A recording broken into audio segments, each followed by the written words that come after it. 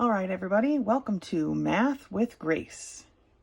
Today we're going to be working through Relations and Functions, Book 1207, Lessons 1 through 3. Lesson 1 begins on page 2, and it's titled The Inverse Sine Function. So here is the regular y equals sine of x, right? We have that. Hopefully you have that on your little chart you've been using from Book 3. So to form an inverse, we switch the domain and the range, right? X being the domain and y being the range, and we switch those around. So now instead of x is 6 pi radians, the sine of x is 1/2. X is 1/2, and the inverse sine of x is 6 pi, or pi over 6 radians, okay? So first, it says rename inverse sine as arc sine. Interchangeable terms here. So if f of x equals the sine of x, then the inverse of x equals the arc sine of x. All right? Inverse sine or arc sine. So I got a lot highlighted here. We'll just go through the little bits that it said. It says, observe, when x equals 1/2, we have two values for the arc sine. Okay? Looking at this chart. When x is 1/2, we have two values. We have pi over 6 radians and 5 pi over 6 radians. Therefore, the arc sine cannot be called a function. Okay, we have one x value with two different y values, right? So that is not a function. And it says the range will accordingly be restricted to negative pi over 2 and pi over 2 in between there, which we'll show later on a graph. And it says, observe also that the domain has a restriction that x must be between -1 and a +1, right? We already know that from our graphs.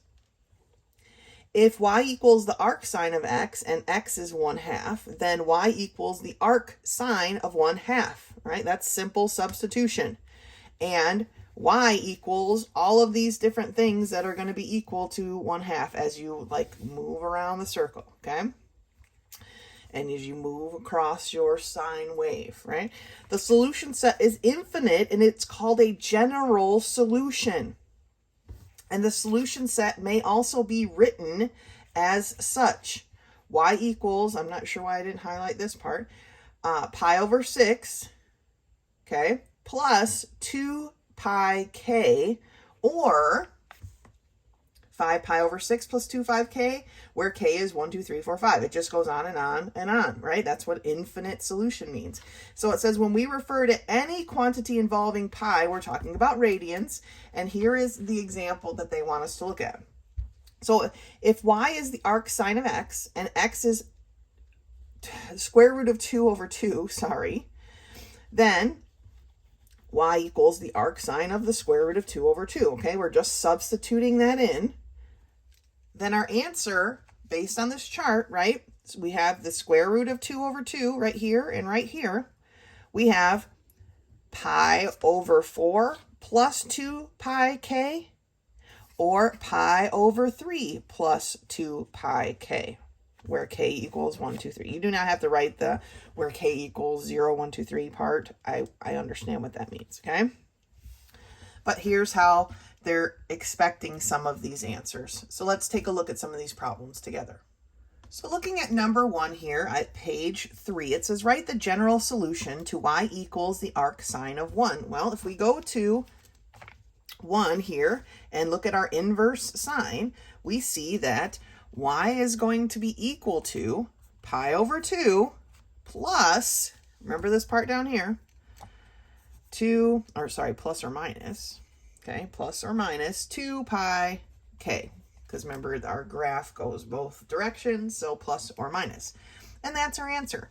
So write the general solution to the arc sine of 1/2. Well, again, 1/2, but this time for our 1/2, we've got more than one solution on this graph, right? So we just need to use both of these solutions. So here we have, okay, y equals pi over 6 radians, right? Plus or minus 2 pi k, or this 1/2, which is 5. Oh, I don't know why I wrote it so big. Goodness gracious. 5 pi over 6 plus or minus 2 pi k, right? I want to look at number 4 next. It says write the general solution to y equals the arc sine of 0.6428. Okay, so I didn't write it this way up here because I didn't really feel like it was necessary, but this basically says that the sine of y is equal to 0.6428, right? I didn't feel the necessity there because it was kind of already set up, ready to go. So now we need to find out what is this, and we pull out our sheet of paper here, or if you've copied them from your book, I've made this little book for myself. And we want sine equals 0.6482. So you would go through all of your sine columns. I've kind of got mine set up here close to my 6482. Since I came from the top title bar kind of thing, I look to the left-hand side of the page for my answer, and it says 40 degrees. So my y is equal to 40 degrees. And now I can actually move forward with that. But we have to remember, it's not going to be just 40 degrees. We have to take our opposite of that as well, right? It's going to be 40, but it's also going to be another measurement as well. So to figure out its other side, we take 180 minus 40, right? And we get 140. So it's either 40 or 140 degrees. Both of those are going to equal that same decimal. So now we need to set up our answers. Because our answers here are in degrees, okay, our answers here need to be written in degrees as well. So 2 pi radians is 360 degrees. So my answer here is y is equal to 40 degrees plus or minus 360k, all right? Or y is equal to 140 degrees plus or minus 360k. All right, this was radians. Remember, 2 pi radians is 1 full circle. Okay, and so that's what we're changing it over to degrees because we were in degrees, not radians. All right, you could have changed this to radians and then used 2 pi k, but when in radians, stick with your radians, all right? Now, the rest of the problems on this page are basically the same thing, except now we have barriers, right? We want to be in between these constraints. So pretty much probably just doesn't need the plus or minus 2 pi k, but pay attention and see where you fit in, what fits into those parameters. All right, let's turn the page. I want to look at a problem on the next page. So this next page says complete the activity, and it says to simplify. Simplify all of these arc sines, and you may look at it and be like, well, what the heck does that mean? Well, it really just means this, okay? So simplify the arc sine of the sine of 40 degrees. Well, when you're taking the opposite of something with the something, right? If you had 1/2 of 2, you get what? Right? You're taking the inverse of something. You get just what's left. You just get a 1. So basically, this is 1 times 40 degrees. So the answer here is y equals 40 degrees. I feel like maybe they're trying to make it seem complicated, but it really isn't. So for 12, it's y equals 60 degrees. For 13, it's y equals pi over 2 radians, right? Well, if you remember your circle, pi over 2 radians is 90 degrees. All right, and so on down the line, okay? Yeah, these problems are super not hard, right? But they seem weird. But just look, we're taking the inverse of the same thing. These cancel each other out, okay? Just like the inverse of 2 cancels itself with 2. Okay, that's lesson 1. Great job. Lesson 2 begins on page 6. Lesson 1 was the inverse sine. Now we're doing the inverse cosine. So the arc cosine function follows closely to the pattern of the arc sine function. If f of x is the cosine of x, then the inverse of x is the arc sine of x, okay? Another notation of the inverse function uses the -1, right? Right here, -1. As in y equals the arc sine of x, we can write this equation as y equals the sine -1 of x, okay? This is the inverse function, the inverse sine. Likewise, y equals the inverse cosine of x. I'm not sure why we need so many names for the same thing. This basically says arc sine, right?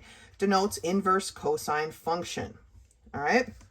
So what is the set of numbers with cosine of 1? Well, y equals the arc cosine of 1. Then y equals 0, 2 pi, and so forth. So y literally equals, when we have the arc cosine of 1, plus or minus 2k pi. All right. Because it's that constant thing. So we're following the restrictions as well across the arc cosine of x, where 0 is less than or equal to y, which is less than or equal to pi. So let's take a look at this example here, because now they're starting to get into slightly different style problems here. So simplifying the cosine of the arc sine of 2/5, okay? The arc sine of 2/5 is an angle theta with a sine of 2/5. All right, so we can make this triangle, right? And use the Pythagorean theorem relationship. And if we do that, we can figure out that this side is the square root of 21. Then the cosine, which would be the x over 5, or the square root of 21 over 5. And then we can find the cosine of the arc sine, okay, which would be the cosine, basically, the square root of 21 over 5. Okay? And then figure 2 scoots on to the next page, which is super annoying, but it says, I'm going to kind of get it into view here. Show that the cosine of the arc sine of 15/17 minus the arc cosine of 7/25 equals 297/425. Wow. So it says this formula is the cosine of A minus the cosine of B, right? Equals the arc cosine, where A is the arc cosine and B is this arc cosine, okay?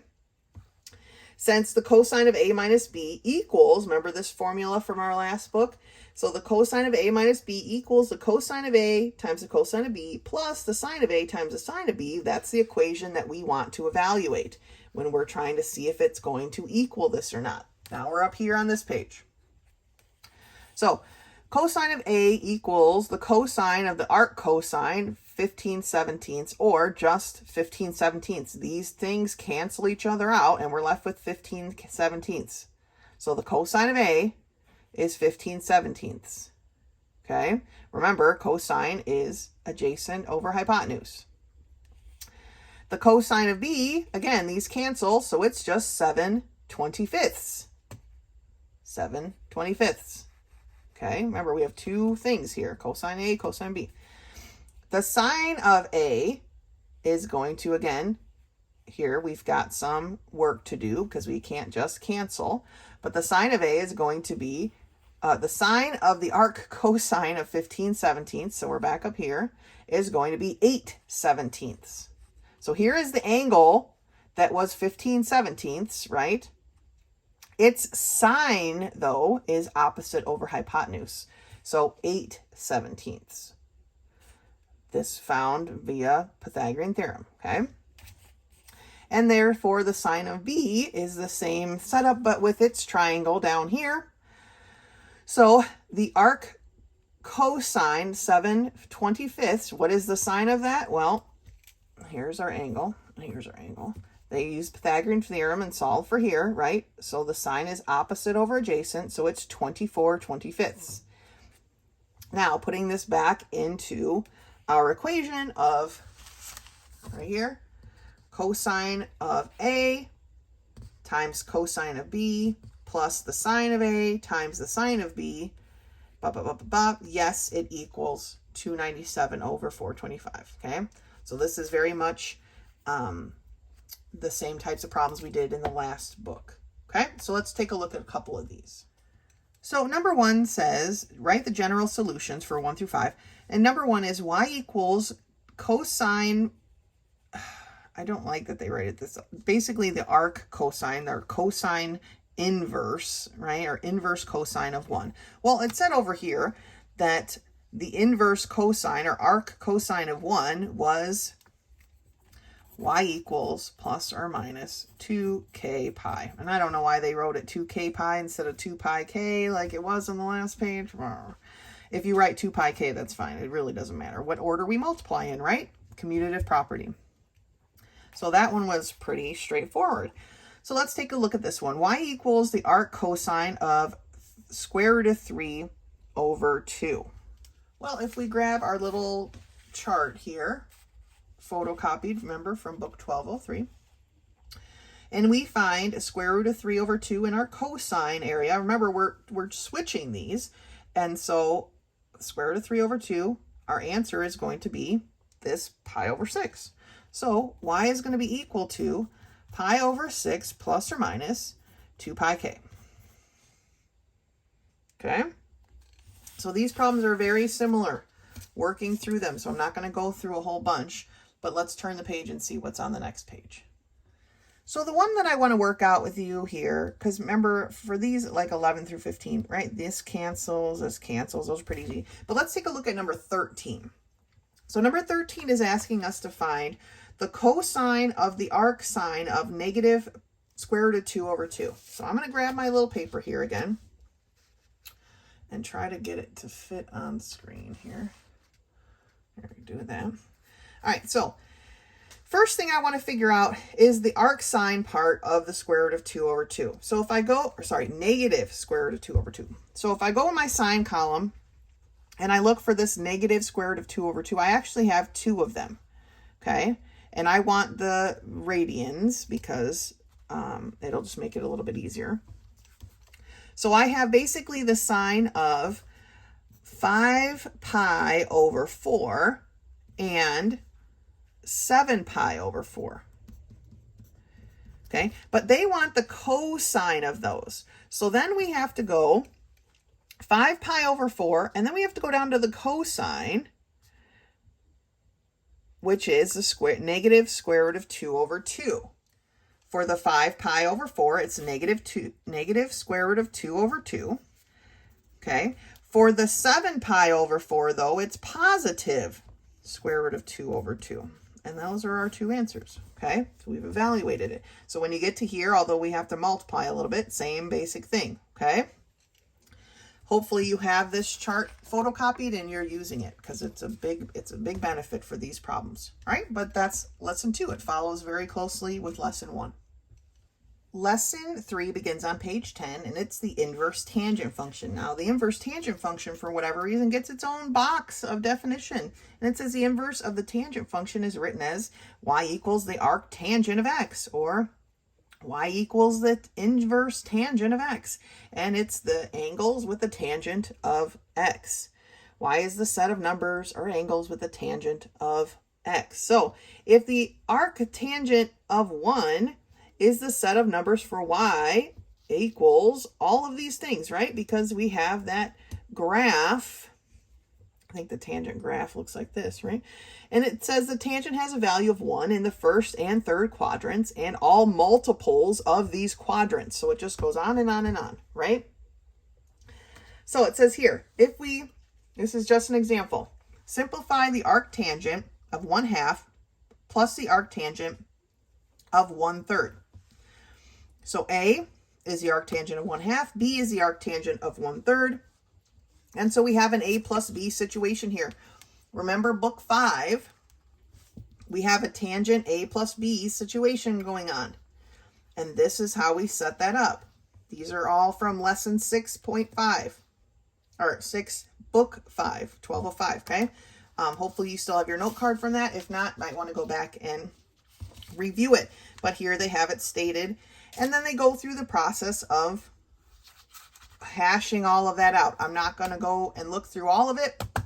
Let's just do some of these problems together. So, page 11. The arctangent of -1. So I'm grabbing my chart. -1 is here and -1 is here. Okay. So for the first one, I'm going to come up here. It's 3 pi over 4. 3 pi over 4 plus or minus 2 pi k. Okay. Or here's another -1. 7 pi over 4 plus or minus 2 pi k. Remember, the plus or minus 2 pi k just gets it for every quadrant, every multiple of those quadrants. Remember, because it could go around and around and around a number of times. So, same here. This one, you're going to have to go look up what 0.7002 actually means. We're simplifying these. Number 3.4. Tangent of the arctangent of 5. Okay, it's pretty straightforward. Remember, those things cancel each other out. So, y equals 5. All right, let's take a look at one that's a little bit more complicated. So I'd like to take a look at number 7. And number 7 is a tangent of 1/2 the arctangent of 1. And what this basically dwindles down to is the tangent of 1/2 x. And we kind of have to go back a little bit for that formula because remember this page, the summary of formulas, this is book 1205, okay? On that page of the summary of formulas, down here near the bottom, we get the tangent of 1/2 x. This is what we're looking for. Here's the tangent of 2x. One of those problems is also in here. But this page, if you haven't made like a photocopy of it, it's in book 1205, it's page 31, and we want this formula here, the tangent of 1/2 x, and that's going to equal the square root of 1 minus the cosine of x over 1 plus the cosine of x. All right, well, now we need to figure out what is our sine and cosine, or just our cosine is all we need, right? Well, if we go to our tangent, remembering that if we had just the tangent of x, right? If we had just tangent of x, then it would equal 1, okay? That's from our formula here. If we had just took this part out, if it was just the tangent of the arctangent of 1, then the tangent of x would equal 1. We're looking for 1/2, but the 1/2 is this formula. So we use this to find our cosines, okay? So we have the square root of 1 minus, here's our tangent of 1, the cosine is the square root of 2 over 2, over 1 plus the square root of 2 over 2. Now we want to combine our numbers here, okay? To make this 1 combinable with a denominator of 2, we have to multiply it by 2, right? So we end up with the square root of 2, oh, I wrote this way too big. It's never going to fit under there. 2 minus the square root of 2 all over 2, right? That's my numerator. And in the denominator, I have 2 plus the square root of 2 over 2.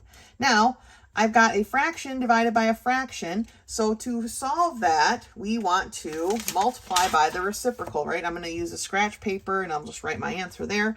So I have 2 minus the square root of 2 over 2 divided by, so we're going to multiply by the reciprocal of 2 over 2 plus the square root of 2. Okay, so I took the reciprocal of my denominator. These cancel out, so I am left with the square root of 2 minus the square root of 2 over 2 plus the square root of 2. Okay, I don't feel like we need to simplify it any farther than that, so that is our answer for number 7. I wanted to do this one with you because of the importance of these extra formulas that maybe you forgot to write down or transfer over, but here we have them on page 31 of book 5. All right, but that's it for lesson 3. We have 1, 2, and 3. We had the inverse of sine, the inverse of cosine, and then the inverse of the tangent. Like always, if a question comes up, don't hesitate to contact me. Otherwise, until next time.